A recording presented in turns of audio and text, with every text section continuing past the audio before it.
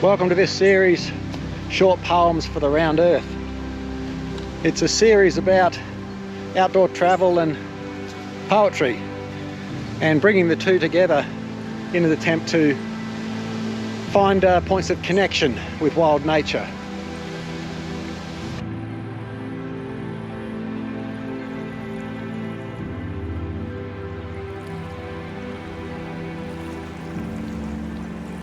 I think both outdoor travel and poetry share an approach we might call minimalism.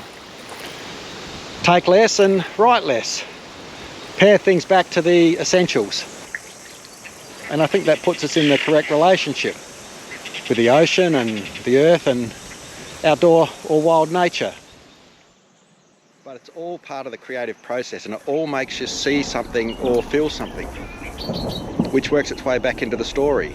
So, for me, it becomes a kind of reciprocal process, starting with the writing, but you might find something in the sound or something in the storytelling that makes you go back to the writing, and vice versa. So a long, laborious process, but a necessary one if you want to come up with anything good, particularly for a place that you care about.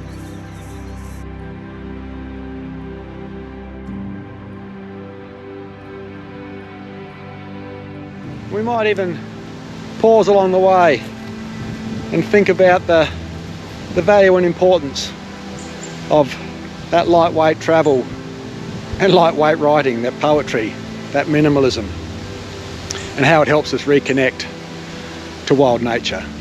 I hope you enjoy the journey.